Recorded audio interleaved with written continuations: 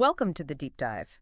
We've really dug into a collection of resources today, all focused on one thing, helping you become a more powerful writer. hmm Specifically, we're looking at coherence and, well, brevity, how to use them strategically in technical or academic work. Right. Our goal really is to give you a kind of shortcut to understanding how expert writers create that golden thread, keeping an argument clear and connected across maybe thousands of words. It's about moving beyond just like demonstrating you understand a topic, Exactly. It's about a fundamental shift. You have to stop thinking about showing everything you know. like listing every step in a process or defining every single term. Yeah, and start thinking about what your audience actually needs to follow your specific argument, your conclusions. That's the core idea. Expert writing isn't about volume. It's about clarity for the reader. If you overload them, you actually hide your argument. You end up obscuring it. Yeah, it's purposeful exclusion almost. Precisely. Excluding information strategically for the sake of clarity. Okay, so let's unpack this, starting maybe at the sentence level. Style and vocabulary. Good place to start. The sources were really clear that style isn't just, window dressing. It's sort of the personality of your argument. Inconsistency in style, especially in language, is key for coherence. Which leads straight to word choice. Right. Conscious word choice. One method mentioned that I thought was interesting was this word well idea. Oh, yeah, actively collecting useful words you find. Exactly. Finding functional words in your reading and deliberately trying to incorporate them into your own active vocabulary. Sounds like a bit of effort, but probably pays off. They gave some examples, didn't they? Favorite words of expert writers. They did. Underpinning was one. Classic academic word. Signals foundation. Yep. And nevertheless, a real workhorse for contrast. Keeps the flow going when ideas clash. And the slightly unusual one, out with. Out with. That Yep. sounds quite specific. It is possibly regional, but very useful in technical contexts. It means outside the scope of or beyond the boundaries. It creates a very precise link. Ah, okay. So it offers a more sophisticated connection than just saying, like, in addition to or something. Definitely. Yeah. It reinforces that golden thread you mentioned. But here's a modern twist the sources brought up. AI. The generative AI issue. Should we now consciously avoid certain words or phrases because they might sound, well, machine generated? That's a really relevant question. Mm. Think about the coherence problem there. If an AI uses very predictable, maybe slightly cliched phrases. Like in light of the foregoing, stuff like that. Exactly. Even if it's grammatically perfect, the author's unique voice gets lost. And that authentic voice, even subconsciously, helps the reader follow along. It adds a layer of coherence. So if the language is too bland, too predictable. The reader might start noticing how it's written, not what's being said. It breaks the flow. Interesting. So vocabulary choices impact the argument's structure, not just its precision. Which leads us perfectly into probably the biggest challenge for coherence and brevity, the methods section. Ah, yes. If you can nail coherence here, you're doing well. And that Swales and Feek analysis from 2011 provides such a helpful structure for thinking about it. Their taxonomy based on discipline. Exactly. They sorted method sections into 3 types, which tells you immediately whether you should be aiming for expansion or contraction. Right. They had condensed for physical sciences. Intermediate for applied sciences. And extended for the social sciences. Okay, so what defines that condensed approach? It assumes maximum reader expertise, basically unless your method is brand new or maybe bridges disciplines. You just give the bare bones needed for someone else to replicate it. That's it. No justification, no background, no explaining standard procedures, just the essentials. Okay, let's make that concrete. They had that DNA extraction example. DNA was extracted from tissue and feather samples, and then something about diethiothrietol. An addition of diethiothrietol was used for samples from feathers. That's it, pure action. And the language. You notice the tense immediately. Yes, passive, was extracted, was used. It's not just grammar, is it? It's doing something else. It's a stylistic choice that removes the we, the researchers. It focuses only on the action itself, making it seem objective, standardized, almost robotic. Like the passive voice itself signals, this is standard procedure, no justification needed. Precisely. But then, this is the interesting part. Why does the intermediate approach switch back? You mean like in the PCA example? To detect groups among the specimens, we used principal components analysis, PCA. Why bring we back in? Because in applied sciences, the intermediate category are often dealing with messier data or procedures that aren't fully standardized. Choices have to be explained. Ah, so the active voice we used signals that explanation is coming. It's about transparency. Exactly. And they immediately follow up with justification, right? They Yeah. talk about standardizing measurements, excluding certain characters. They're telling you why they chose PCA and how they adapted it. Not just that it was done, it's a different communicative goal. Okay, so condensed assumes consensus, demands minimal detail. Intermediate requires transparency, demands justification. Coherence means picking the right level for your field. And building right on that, we got some really practical techniques from the sources. A toolkit, basically, for deliberately expanding or shrinking a section. Right, this is the hands-on advice. So say you need to expand your methods, maybe justification is really key for your argument. What's the first step? Number one is providing context, embedding background info, definitions, maybe quick examples right there in the methods. Bringing the reader up to speed before they even get to your specific procedure makes sense. Second, spell things out.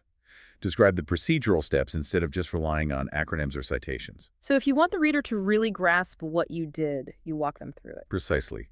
And third, and this is crucial for intermediate expanded, include justifications. Don't just say what you did, say why. To determine this value, we chose method X because that sort of thing. Yes. And linguistically, how do you signal that intent, that justification? Ah, the sources mentioned specific verbs.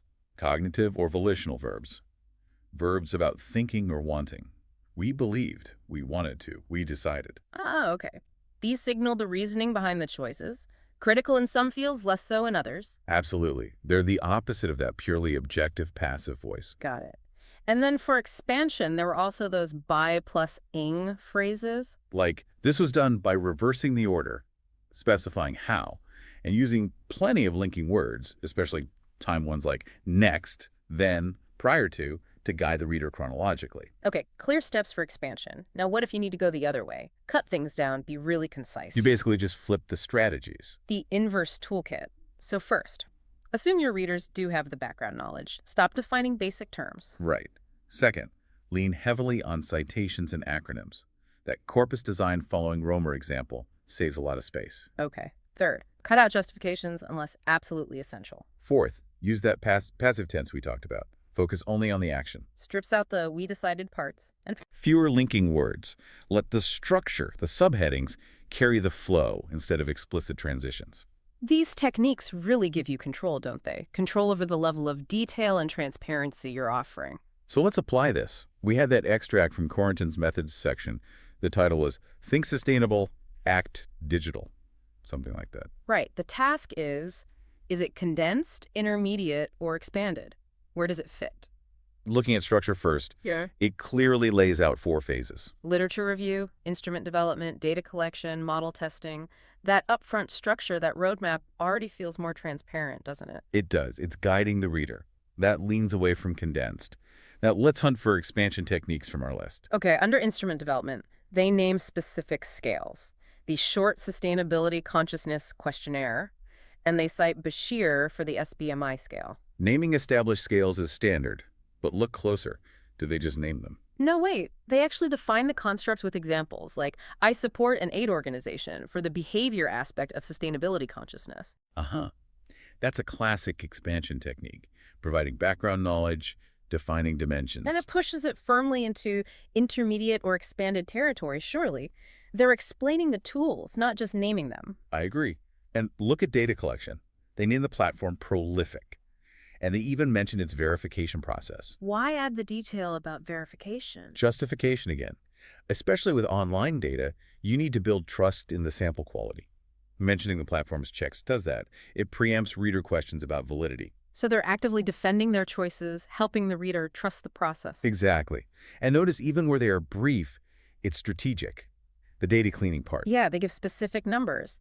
N17 excluded for failed attention checks, N17 for not meeting criteria, ending with 371 valid responses. Right. The brevity is on the outcome of the cleaning, but they still detail the reasons for exclusion.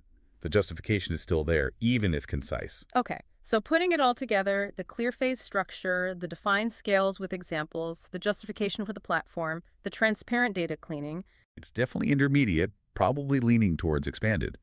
They chose transparency and detailed justification over maximum brevity.